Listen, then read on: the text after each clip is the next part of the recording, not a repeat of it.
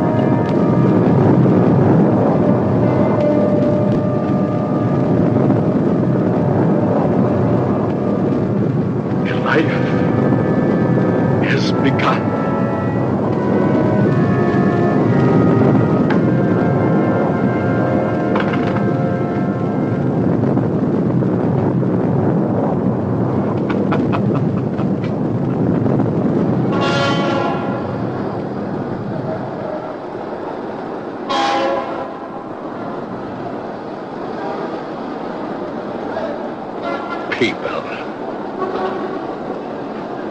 all going somewhere, all with their own thoughts, their own ideas, all with their own personalities. One is wrong because he does right. One is right because he does wrong. Pull the string. Dance to that. Which one is created for?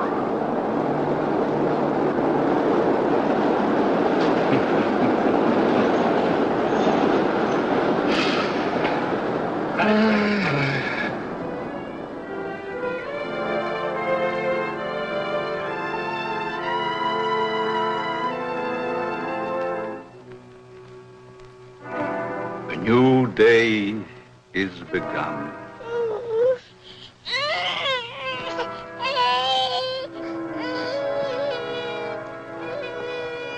A new life is begun.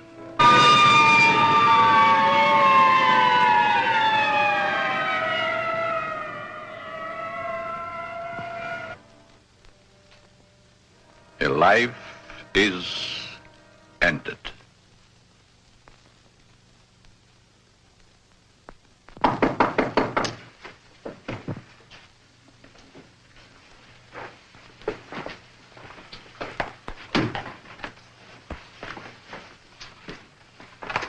Let me see that note.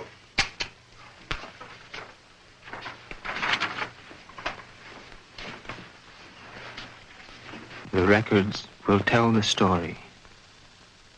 I was put in jail recently. Why?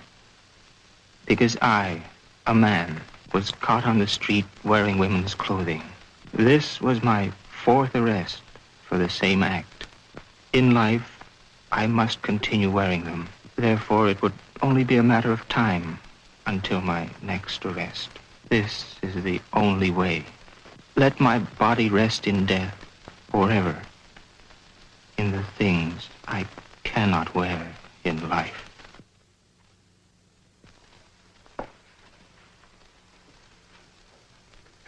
Inspector Warren is here to see you, Dr. Alton. Oh, yes. Show him in, Miss Stevens.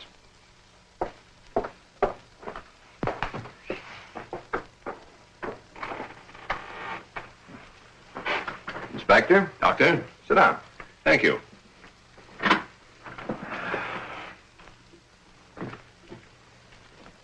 You're a very busy man, Dr. Alton, I know. I appreciate this time you're giving me. Business or pleasure, Inspector? In a way, business. From policeman to inspector. 20 years of it. I guess I've seen everything there is for a policeman to see. Yet I wonder if we ever stop learning. Learning about which we see.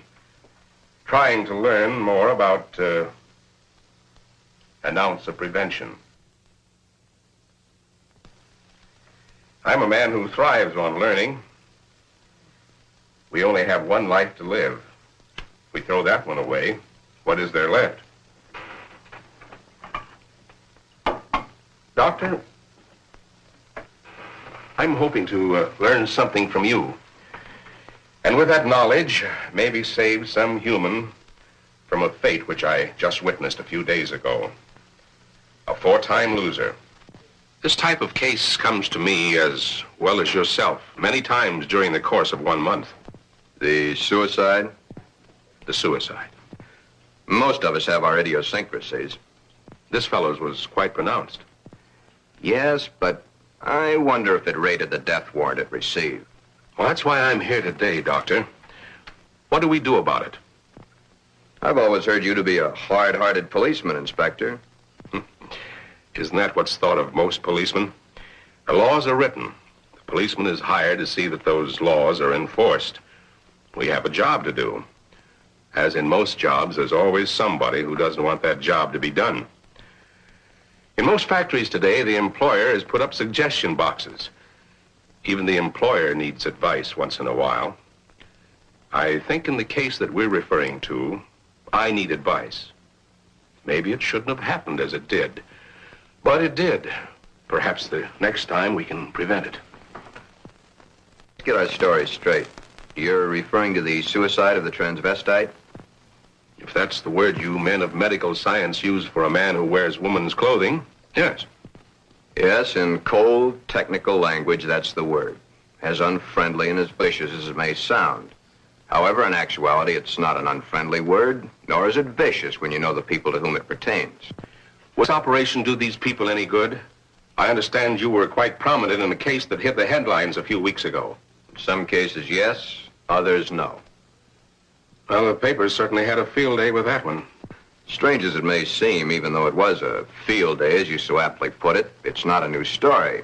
Sex change has been performed many times. Those whose sex can be changed, they're the easy ones. But what of those who so desperately want to be of the opposite sex, yet can't change their sex? Such as was the case with Patricia, the suicide. I'd like to understand this, Doctor, as best you can tell me. You can only fully understand the sex change by taking two entirely different cases.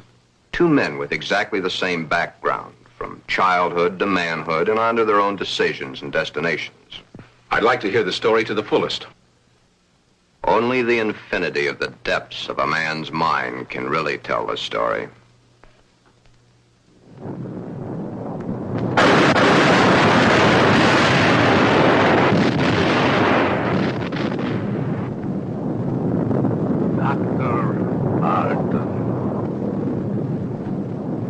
A young man, though he is, speaks the words of the All-Wise. No one can really tell the story. Mistakes are made. But there is no mistaking the thoughts in a man's mind. The story is begun.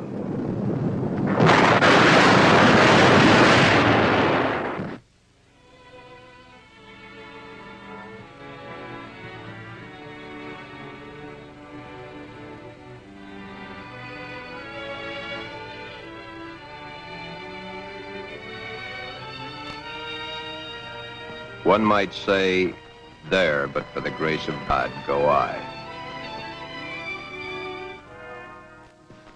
Why is the modern world shocked by this headline?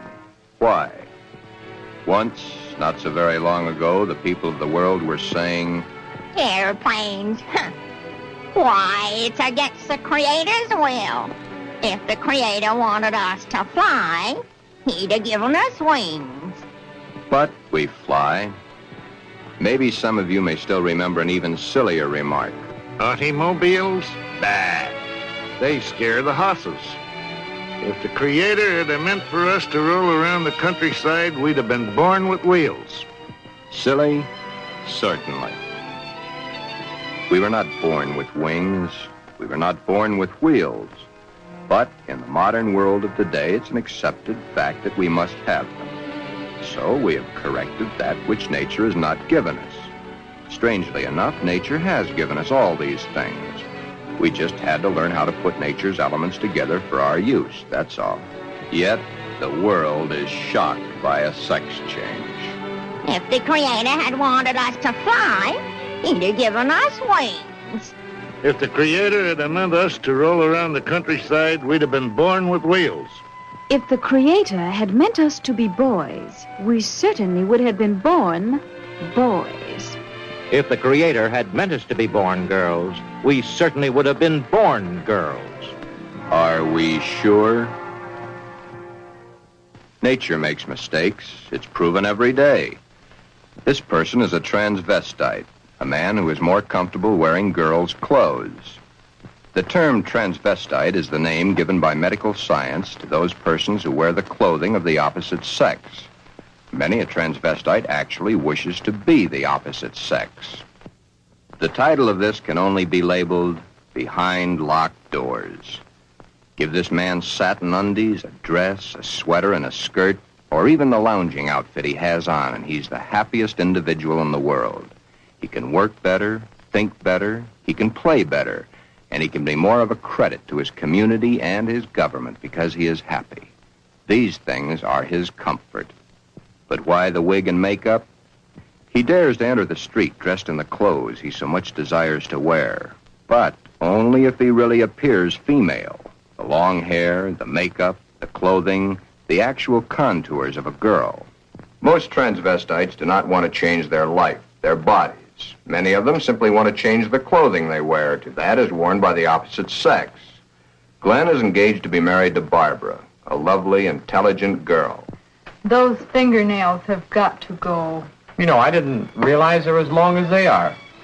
My goodness, they're almost as long as mine. Maybe even prettier. We'll have to paint them sometime just for the fun of it. We'll trim them. That's for sure. You know, honey, you've invited me to dinner so many times in the last couple of months. It's almost like we're married already. I wish we were, darling. It's been a long year. For both of us. But now, my studies are through, college is concluded, and I'm free at last. Free? For the time being. Huh? Oh. How about joining me for an after-dinner drink? The living room? Mm-hmm.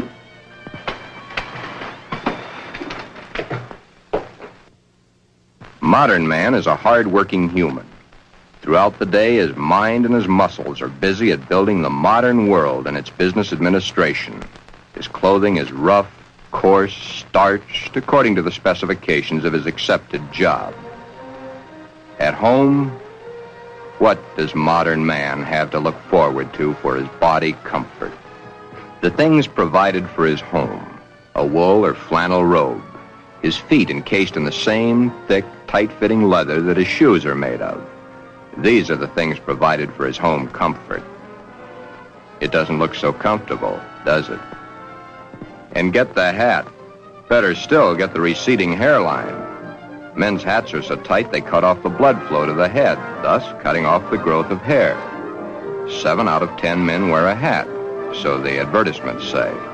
7 out of 10 men are bald. But what about the ladies? Yes, modern woman is a hard-working individual also, but When modern woman's day of work is done, that which is designed for her home comfort is comfort. Hats that give no obstruction to the blood flow. Hats that do not crush the hair. Interesting thought, isn't it? Just for comparison, let's go native. Back to the animal instinct. There, in the lesser civilized part of the world, it's the male who adorns himself with the fancy objects, such as paints, frills, and masks. The true instinct. The animal instinct. Bird and animal life. Is it not so that it's the male who is the fancy one? Could it be that the male was meant to attract the attention of the female? What's so wrong about that? Where is the animal instinct in modern civilization? Female has the fluff and the finery, as specified by those who design and sell. Little Miss Female, you should feel quite proud of the situation. You, of course, realize that it's predominantly men who design your clothes, your jewelry, your makeup, your hairstyling, your perfume. But life, even though its changes are slow, moves on. There's no law against wearing such apparel on the street, as long as it can be distinguished that man is man and woman is woman. But what is it that would happen were this individual to appear this way on the street? You're doing it now, laughing. Yet, it's not a situation to be laughed at. Thus, the strange case of Glen, who was Glenda, one and the same person, not half man, half woman, but nevertheless, man and woman in the same body, even though by all outward appearances, Glen is fully and completely a man.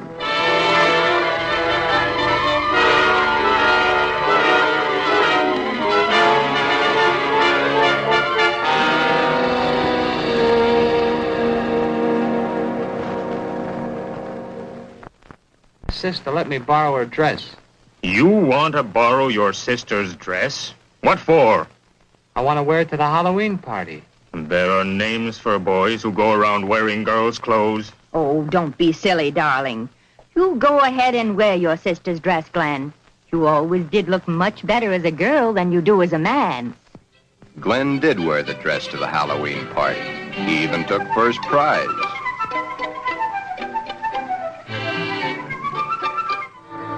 Then one day it wasn't Halloween any longer.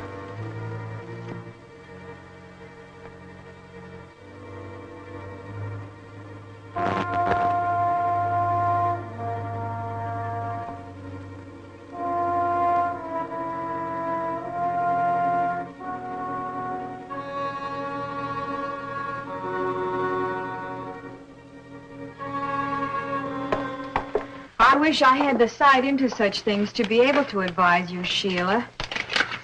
Maybe if you took the problem to a doctor. It's Glen that needs the doctor. But when things like this go wrong with someone so close and in your own family, it's so hard to believe. It's not really hard to believe. It's just hard for you to accept. Well, of course it's hard for me to accept. Suppose I were to come home with Roy or one of my other boyfriends some night and find Glen like I did last night. Yeah, that would be hard to explain. That's the understatement of the year. Just how does one go about introducing your friends to your brother when brother's wearing your best sweater and your skirt and makeup to boot?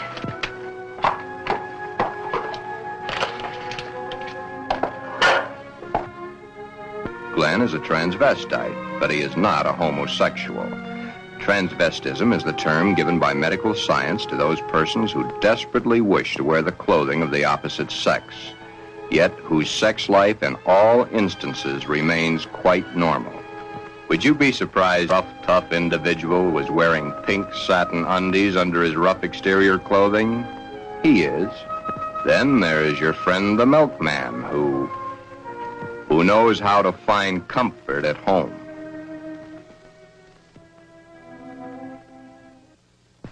I can't stand it any longer. He wears all my clothes. Nothing is sacred to him, even my briefs. He He has every one of my sweaters stretched out of shape. Of course, he has always replaced them. But then, they didn't last long either. But, Your Honor, ruffles on his shirts and shorts. Really? Glen and all the hundreds of thousands of other Glens across the nation face quite a problem. Glen is engaged to be married to Barbara, a lovely, intelligent girl. The problem? Glenda, Glen's other self. The girl that he himself is, his other individual personality. You look tired tonight, Glen. Yeah, I guess I am. It's been a long day. Have you seen the paper yet? No, why? Isn't that a strange case? I wonder how some people's mind works. Well, some people aren't happy the way they are. That's a pretty drastic step to take. If it's the only way, I'm for it. I wonder what I would do in a case like that if I were in the mental turmoil that person went through. Or if I suddenly realized that something was mentally wrong with you. Ooh, it's hard to visualize. Here we are, two perfectly normal people, got to be married and lead a normal life together. And there's this poor fellow who never could have been happy if it wasn't for modern medical science. Our fourth term in psychology explains a lot of the facts. But I'm afraid the end of study is only the beginning of reality. Glen's problem is a deep one, but he must tell her soon. She's begun to notice things. His nails, his eyes when he looks into a lady's store window. So many of the little things that are hard to hide. Soon she will realize. Then there was the time Barbara was wearing the sweater Glen had always wanted to feel on his own body. It was becoming an obsession to him. He must have. What's the matter, Glen, darling? I guess I was daydreaming. Something seems to be troubling you. Why don't you tell me? It's nothing. Once, long ago, just after we started going steady together, we promised we'd never lie to each other. Are we going to start now, just because we're engaged to be married? It's just that... Oh, Barbara, it's nothing that little sleep won't cure. It's been an awful long day. It's more than that. Come on, tell me, darling. Who knows? Maybe I can help. That's just it, you could. Then something is troubling you. Yes. Do I have a right to know? You have a right to know. But let's just say for the moment that I'm afraid to tell you. I'm afraid I'd lose you. Nothing could be as bad as all that. I love you, and you love me. And nothing in the world can change that. I hope not. I really hope not. Glen, is it another woman?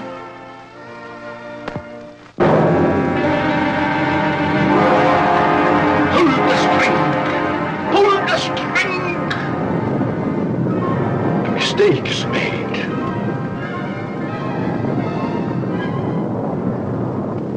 A story must be told. Always the same. He's not had the nerve to tell her. But he must soon come to some conclusion or forget the marriage. Should he tell Barbara of his Glenda now, before the wedding, or hit her between the eyes with it after, when it might be too late for either of them? The world is a strange place to live in.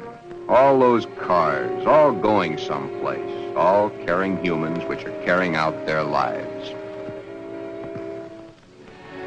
The world is shocked by a person who changed his sex. Glenda is shocked also, but by another reason. Someone like her had the nerve to do something factual about their situation. There are so many problems for Glen and all the other Glens. Perhaps the fear of discovery of the underthings they wear beneath their regular outer clothing, or that which they wear during their nightly visit to Morpheus, god of sleep.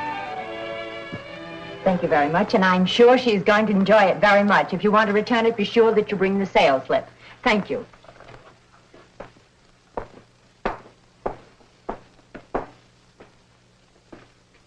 Can I help you, sir? Yeah. Let me see a 90. Well, what size? 12. The color, the material? Black? I'm very sure. Just a minute.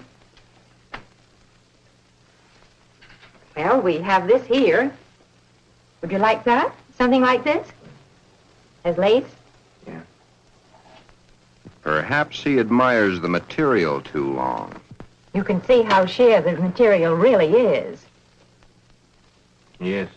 You see, it's all pure nylon and only $21.95.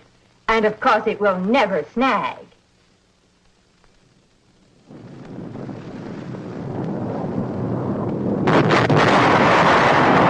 But Glen and Glenda and all the Glens and Glendas have an even bigger problem. Hi, Joe. Hiya, Jack. Monday again. You know, I think Monday is about the worst day of the week. A perfectly wonderful weekend, and back to the sweatshops. Too bad we was born to work. Say, did you read about the guy that hangs to a girl? Says he was perfectly normal, too. How can a guy be normal and go and do a thing like that to himself? All the same, it must take a lot of guts to pull a stunt like that. That's a problem I don't ever intend to face. Maybe it's a problem we should all face. I don't get you. Just think of the unhappy life. The miserable time this world of ours must have given that poor guy. I still don't get you. Now, here is a guy who wanted to be a girl. Supposing there had been no way to change. You sound as if you're really head up on this thing. I guess I am. Do you realize what would happen if every man in the country that wanted to wear women's clothes or felt like a woman went to their doctors and wanted to change? Of course. That's why I say perhaps society should be a little bit more lenient with them. Maybe society should try to understand them as human beings. Another day done. Thank goodness. See you tomorrow, Jack.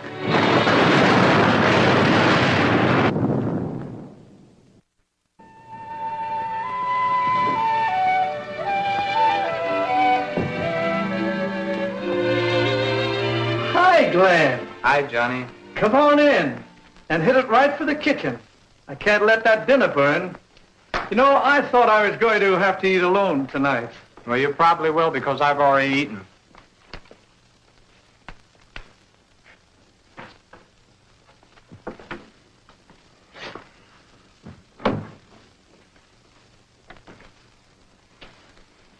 What's up? Nothing much. Say, you really look down in the dumps. I guess I got a problem. Haven't we all? I mean a real problem. One like I've never had to face before. Our whole existence is one big problem after another. I want to get married.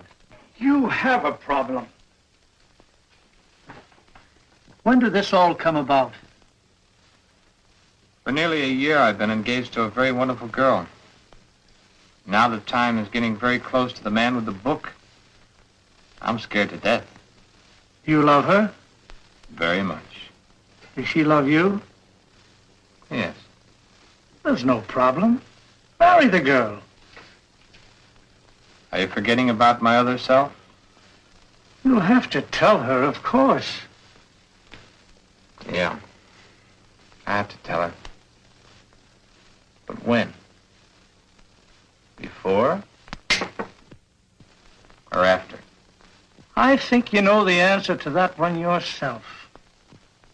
My mind's in a muddle. Like in a thick fog. I can't make sense to myself sometimes. I thought I could stop wearing these things. I tried, honestly, I tried. I haven't had a stitch of them on for nearly 2 weeks until tonight. Then I couldn't stand it anymore. I had to put them on or go out of my mind. I'm afraid I'll lose her. I don't want that to happen because I really love her. Okay. Here's a story from fact. Johnny tells his story. He had not too long ago been married himself. He had kept quiet about his transvestite desires in the hopes that the new wife would never discover it. However, one day, the little woman came home unexpectedly an hour early.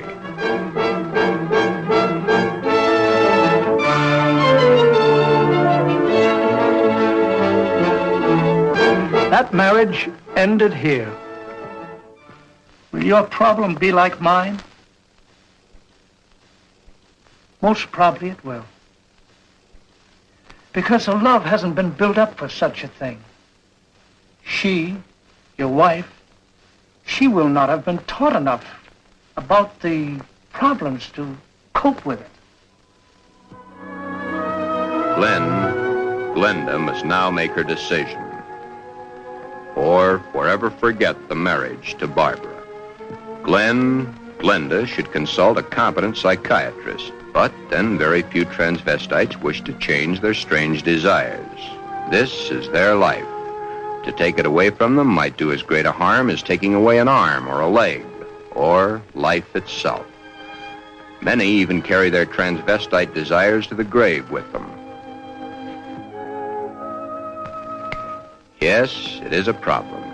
But Glenda, remember back almost a year ago when Glen and Barbara accepted each other? Okay. That's the 6th time you've said goodnight. I guess it is. Look. Come on over here a minute. What is it? Never mind, just sit down.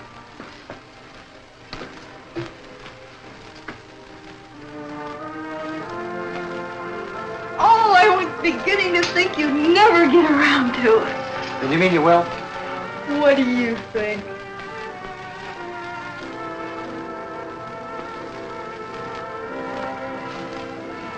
When? I must finish college first. It's only 7 months to go. Well, now, that's hardly long enough for you to get a trousseau together. How would you know about such things?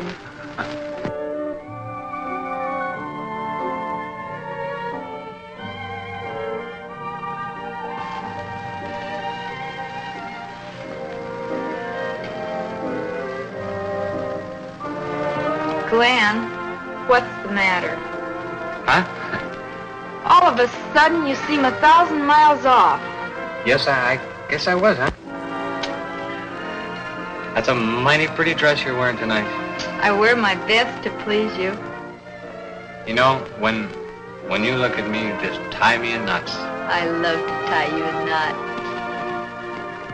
Oh, I'll be so happy when these next few months are over. Some special reason? Of course. So you can stop kissing me goodbye at the door every night. Yes? So you can hold me close to you always. Yes? Then all you'll have to do is call and close your eyes to feel my lips on yours.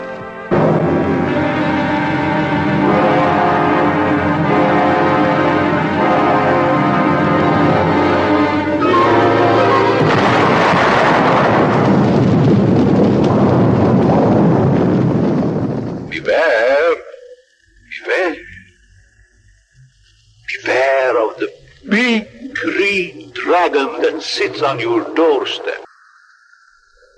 He eats little boys. Floppy ducktails, big fat snails. Beware. Take care. Beware.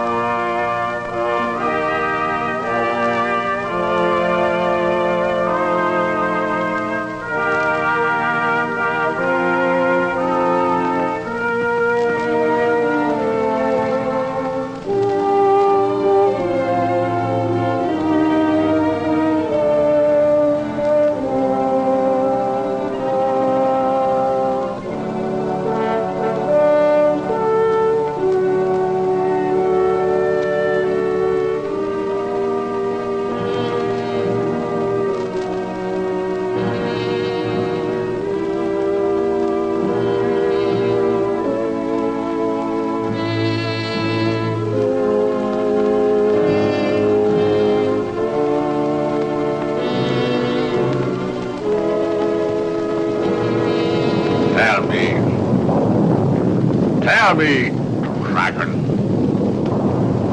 Do you eat little boys? Puppy ducktails and big fat snails? Puppy dog's tail, puppy dog's tail, puppy dog's tail. Every bird flies, every bird flies. Ha, ha, ha, puppy dog's tail.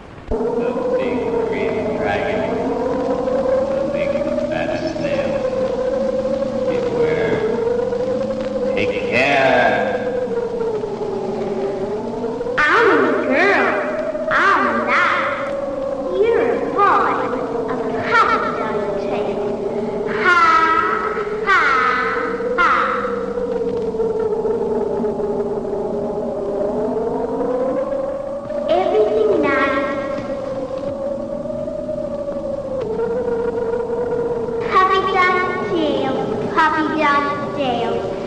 Puppy Dog's tail.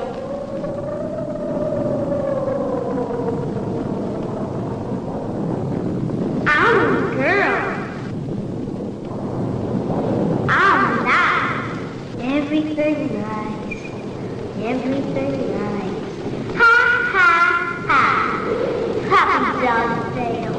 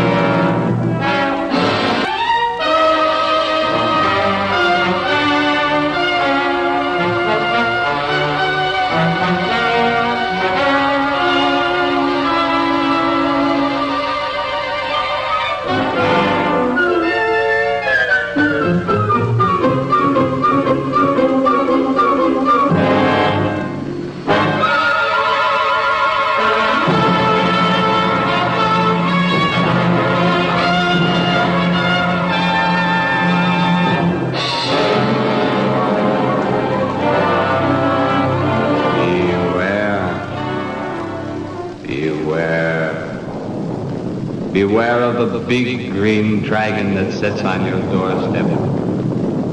He eats little boys, puppy dog tails, and big fat snails. Beware, take care. Beware.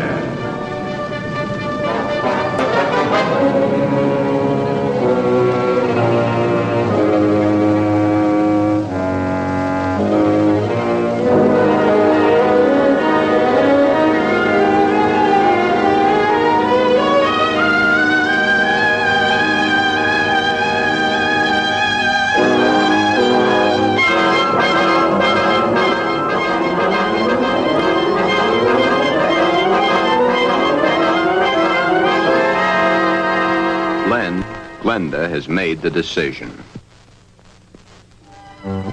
Glen has decided to tell Barbara of his dual personality. To tell her of the nighties and negligees, the sweaters and skirts, the robes and dresses, the stockings and the high-heeled shoes, the wig and the makeup. All that goes to make Glen into Glenda. He tells Barbara he cannot cheat her of the knowledge that she, as his fiancée, should possess. All the facts. He tells her softly, hurriedly at first, then slowly as he becomes more technical. His hands move to caress the smooth material of her Angora sweater, which he has so long so desperately wanted to put on his own body. He tells of this to her, and she looks to the sweater and to his hand. Then, when it is all over and that much of the story he knows is told, Barbara is not sure of her own thoughts. That's about it, darling. I wanted to tell you for a long, long time, but just couldn't bring myself to do it. I've been too much afraid of losing you.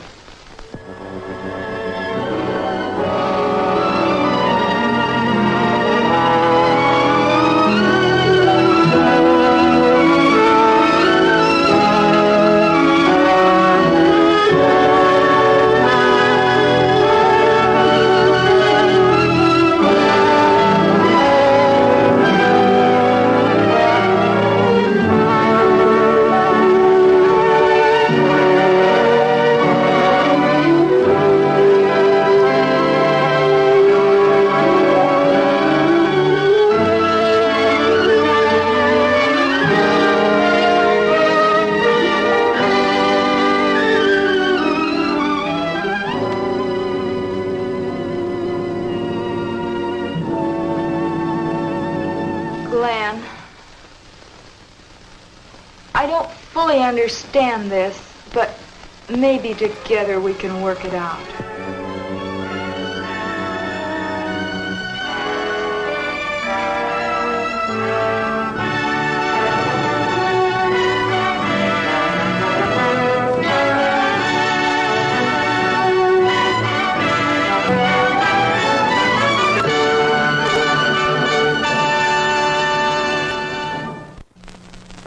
Is that the end of the story? Not quite. I'll get back to it in a minute. Glen's case is really the lesser advanced type cases. The second case is an extremely advanced one. However, I'll get to that in a moment. First, you must realize that each transvestite the world over has his own particular problem. Each case must be handled individually according to the person, his past life, and his problem. And he isn't a hermaphrodite? No more than he's a pseudo-hermaphrodite. Glen's case was entirely of his mind, brought on by the environment of his early youth. What about their children, Doctor? Would their children become the same way their father is? No. Transvestism is not hereditary. Well, what makes these men want to wear girls' clothes? Many things. But as I've said before, it usually starts in early childhood from one cause or another. Technically, each case has the same beginning, just a different set of circumstances. Are any of them actually cured? Oh, yes, many of them. Once the source of supply is found, it can be stopped, unless the patient refuses to cut off that source of supply.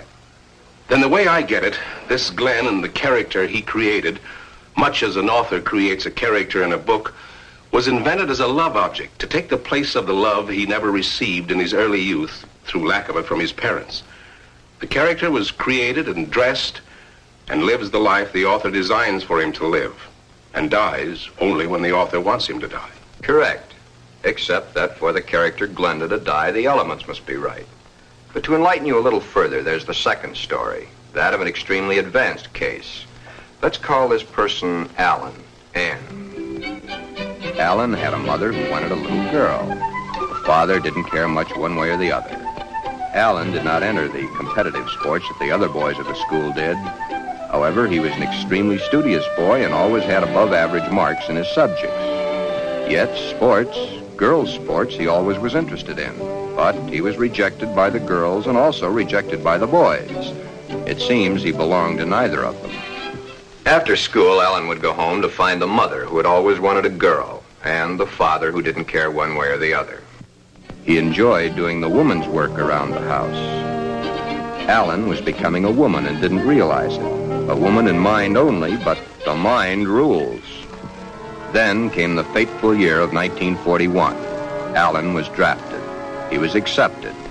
In the Army, he successfully passed his vigorous training. He did not like it, but then there were the weekends for his particular diversions. On his weekend passes, he would go to the nearest town where he had a suitcase checked in a public locker. In the suitcase, he had the things he loved to wear, that which made his body appear to be what his mind believed it was. Then the day of embarkation came. But wherever Alan went, the suitcase was sure to go.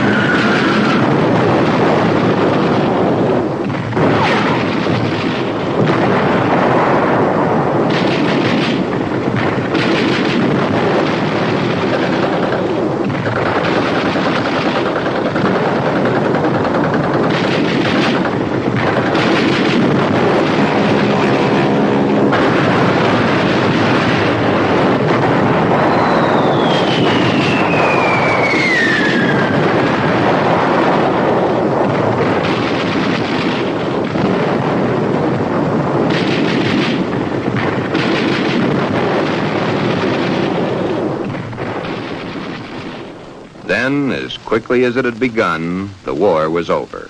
Alan came home. Alan had learned all the terms directed at men like himself, but no one had found out his aversion. He was honorably discharged from the service at the end of the war. He'd received the Silver Star and the Bronze Star for gallantry in action. While he was in an army hospital recuperating from a wound he had received in New Guinea, he learned a very interesting fact. He learned that foreign doctors were doing marvelous work with a sex change, man to woman, woman to man. Shortly after his separation from service, Alan came to me for advice. There followed many long sessions with my clinical reports and the reports of eminent doctors. It had been found that Alan was really a pseudo-hermaphrodite. A hermaphrodite is one who has the organs of both the male and female in plain sight. A pseudo-hermaphrodite is one who has one perfectly formed organ of either sex and one imperfectly formed one that's difficult to detect. Alan was of the latter.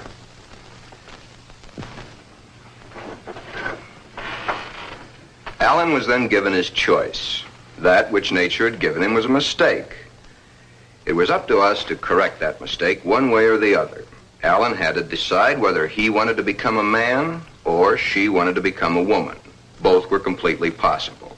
Small-boned, fair of complexion, his hair thin like a woman's, his body slim, hips slightly girlish. It was easy to see his decision, along with the fact that he had been brought up from early childhood to believe that a woman was the thing to be. Alan decided to become a woman. This, after all the help I could give him, was only the beginning. During the following 2 years, he was to go through the tortures of the damned. But never was there a whimper from him, because he knew that at the end of it all, he would at last be that which he had always dreamed. Hundreds of hormone shots were injected into various parts of his body. Alan's face was worked on with plastic surgery to smooth out the female elements. Long, tedious hours of work. The big day, or the starting of many big days, for it was to take many. The series of operations are performed slowly and at intervals to prevent any unnecessary shock to the nervous system. Still, the hormone shots continue, day after day, week after week, month after month. And even then, when the operation is over, the sex is changed, the shots must continue as long as Alan lives.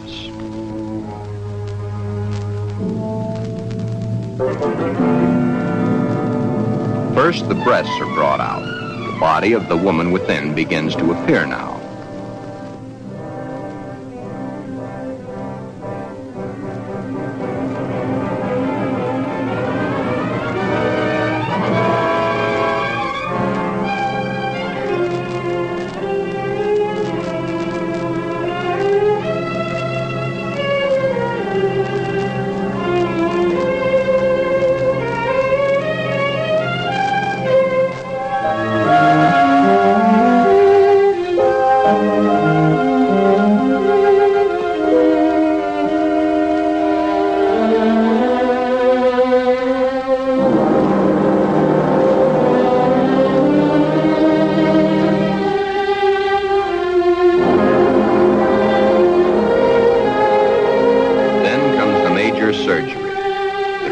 Of the man and the formation of the woman.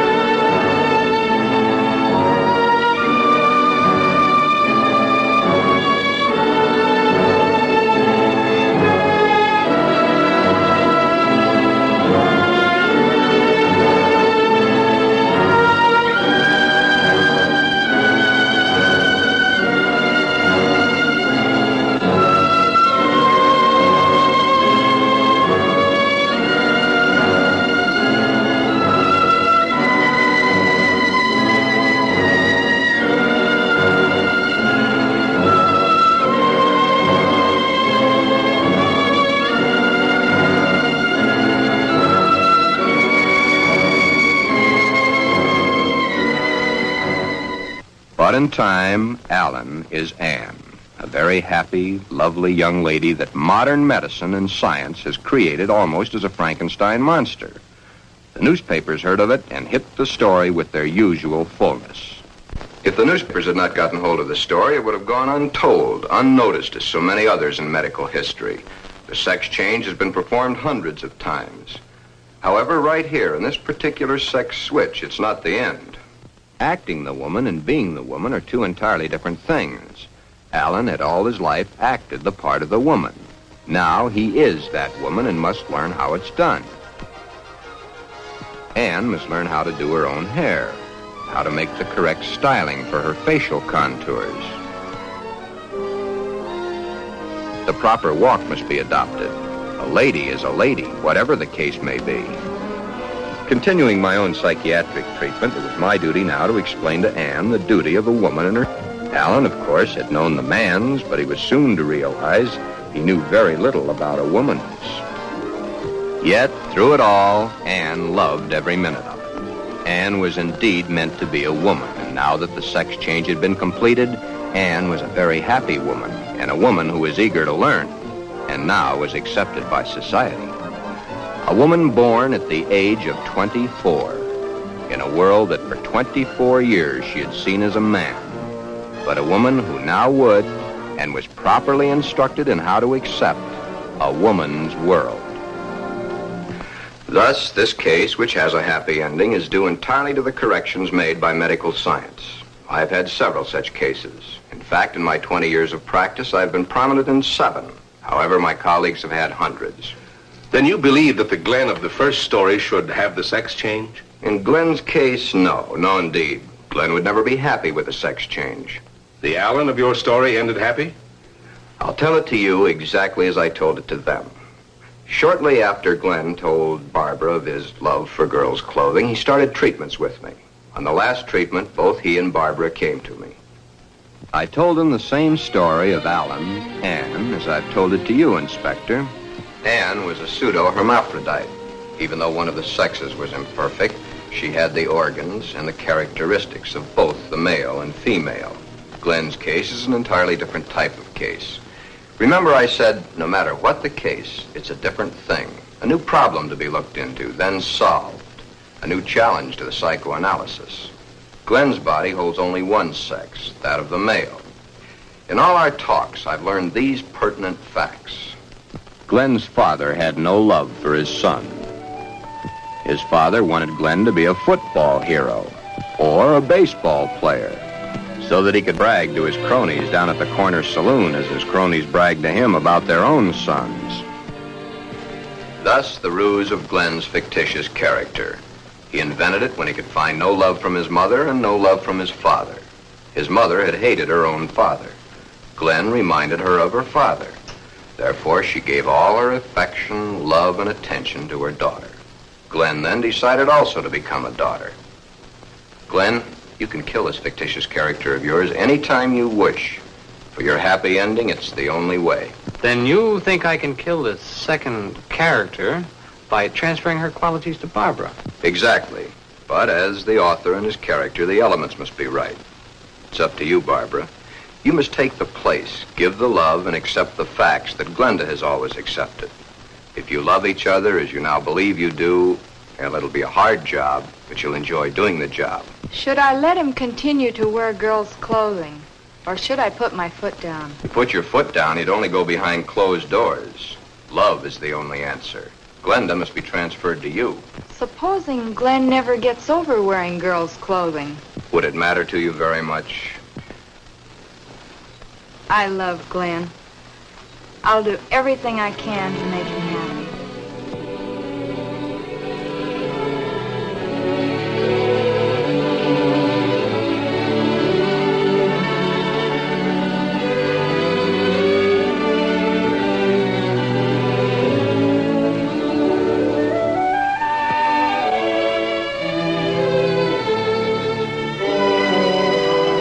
The end is only the beginning. Time passes. Soon, due to a happily married life, the remembrance of the psychiatric treatments, and Barbara's love and understanding, Glenda begins to disappear forever from Glen. Glen has found his mother, his little sister, his wife, and his Glenda all in one lovely package. Thus, Glen's case has a happy conclusion.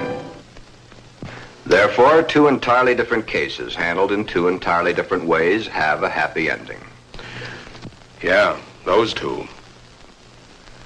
But what of the hundreds of other less fortunate Glens the world over?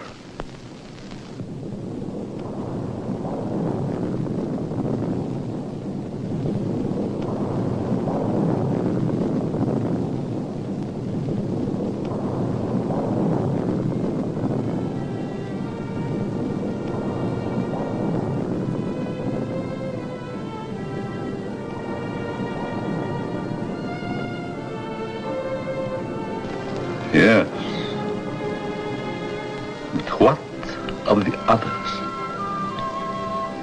Less fortunate Glens the world over.